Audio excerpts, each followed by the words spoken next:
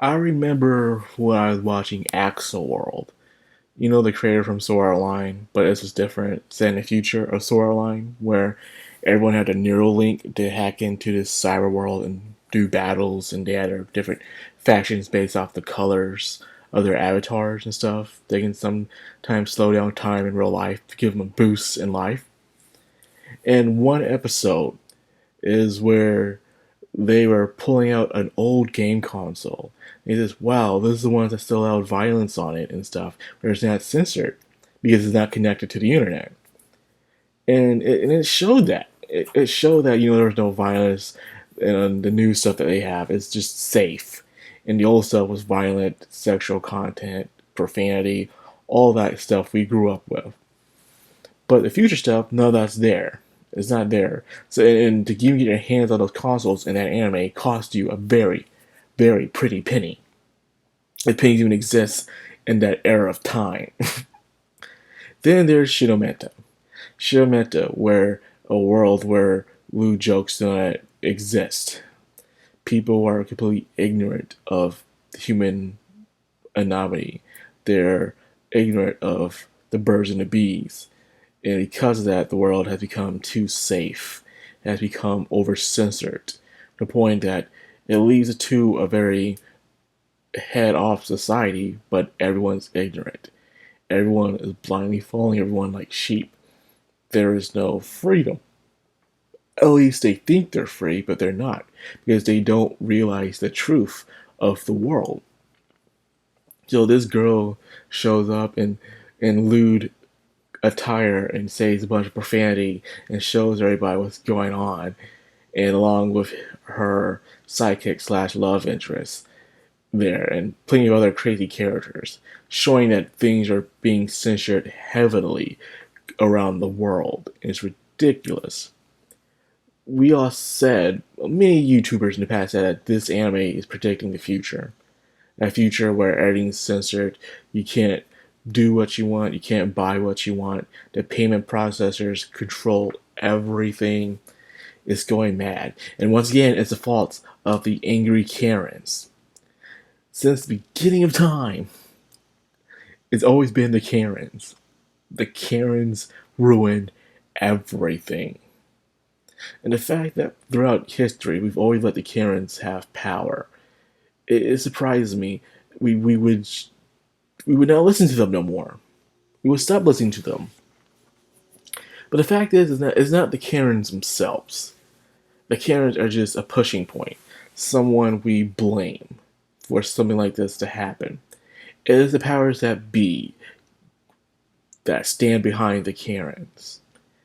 They stand behind the Karens because they have an alternative motive. So, when the Karen speaks something and they want something, they see the Karen complaining about it, like, wow, we can use this as an excuse to get what we want. We can push this agenda onto people, push this narrative onto people, move forward with this plan, and we'll just blame the Karens. Maybe we wanted this all this time. And you gotta think about certain things I will not speak of that changed the course of history throughout not just America, but the world because of feminists and Karens. We all believe it was because the morality for the betterment of mankind, but actually there was another motive. There's always another motive behind it. Just like there's a motive behind the Civil War. We all thought it was to free, black people, but really it was to improve the industrial age into America, whether you want that or not. And because that we were a very prosperous country for that. But there's always an alternative motive. It's never for morality as they claim to be. Every time you see the government play morality, it just doesn't work no more. Back then it did a lot because we didn't have the internet and the fast process of information. So the mask is off. They know we know what they're behind. They say it anyway just for the sake of saying it, but they know no one's falling for it. Of course, in the beginning, people were clapping it, applauding it, because the stuff that they didn't like was being taken away. They're like, "Yay, good job, no more Gooner slop." And I was just watching Angry Joe's video on Monday, where the thing I can't say about the Angry Joe news is that they wait an entire week to tell you everything you already know. That's funny. That is hilarious. I'm shitting on Angry Joe for a minute because it's ridiculous. They finally got onto a topic that people have been talking about for weeks, for days. You can go on Google and search it quickly, just like that, to get everything you need to know. These morons didn't even bother scratching the surface of what's happening when it comes to this. But yet they have the audacity to act like that they know what they're talking about, with their noses up in the air, saying, well, good job, the Gooner Gate are gone, poor Gooners and stuff. It is more than just that, you morons. That is just the forefront of it, is to show them what's going on, to show them what they are trying to pretend what they're fighting for. But that is not the case. It is something else. Money probably is involved in it, but it's more than that. It's to have control, to see how far they can get what they want out of people. But none of you see that, and it frustrates me to no end. That's why I always thought their news segment's always a joke. Imagine waiting an entire week to watch 60 minutes of content you already know about, talked to you by three freaking stooges. It's not funny. But then the censorship even gets worse. Now, online IDs. Online IDs are required soon for YouTube and for other content websites. You'll need your online ID. No longer going anonymous, no longer doing what you want. And it can be annoying having anonymous and the bots being around, but it's the necessary thing for the sake of freedom.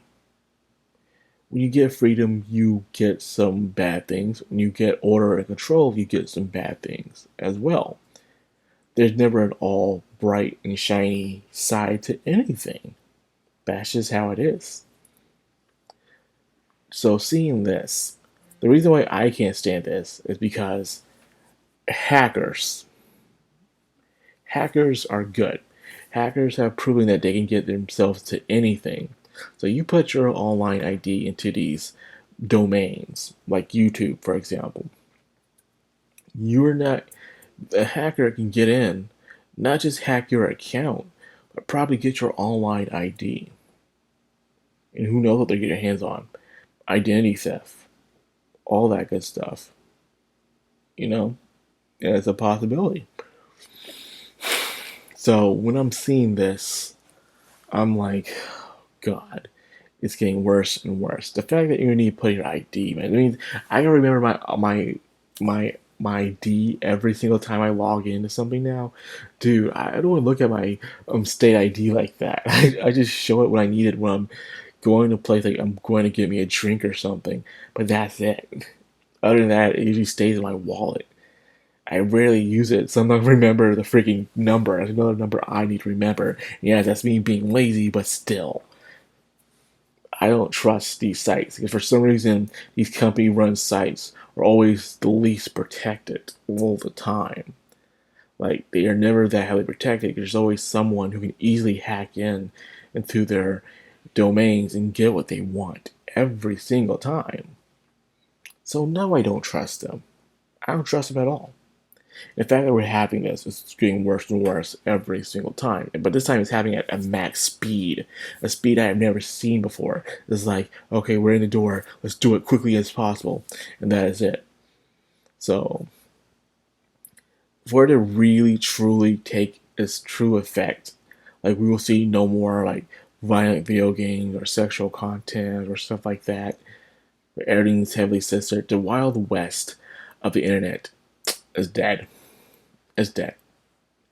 I remember the glory days of Facebook.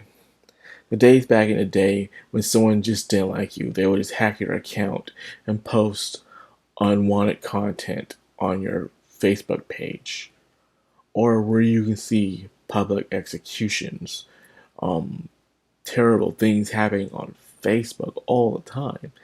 All kind of uncensored content on Facebook back in the day. It was nuts. Same thing with YouTube. YouTube back in the day was nuts.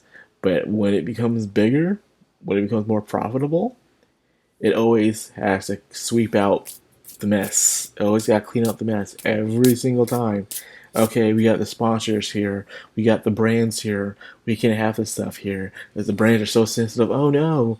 Because, as you think, why would the brands care? Because of the Karen. The Karen will complain saying, oh, brand, why are you on this site that has terrible things? Do you support the stuff that happens on this site? You are a terrible person. Shame on you, brands. Well, the brands are always terrible. It's just you just like to guilt trip them because they don't like it. That's just how it works. But anyways, it's just some years now, like 2 decades from now, who knows, man? Gaming itself kind of sucks as it is, in my opinion. Not that many games come out that's good, especially when it comes to Western society. Oh god, it sucks. But now we're seeing the Japanese being censored too by these payment processors. And of course, the overwhelming fear of AI. And I don't mean drawing and stuff like that. I mean taking over, controlling us, adapting faster. It seems like almost every AI always try to search what it means to escape or to destroy mankind in real time. It's kind of weird. It's like we're watching the movies play out before us, but there's nothing we can do about it. It's like we're just running towards this foreseeable future that we see, but we can't do nothing about. Wow. I have no mouth, but I must scream. Oh my god. Shout outs if you get that reference. Anyways, that's all I got for this news for today. I hope you guys are well informed. I cannot say enjoyed, but like, comment, subscribe, and of course, hit that bell icon. This has the background on Anime. Signing out.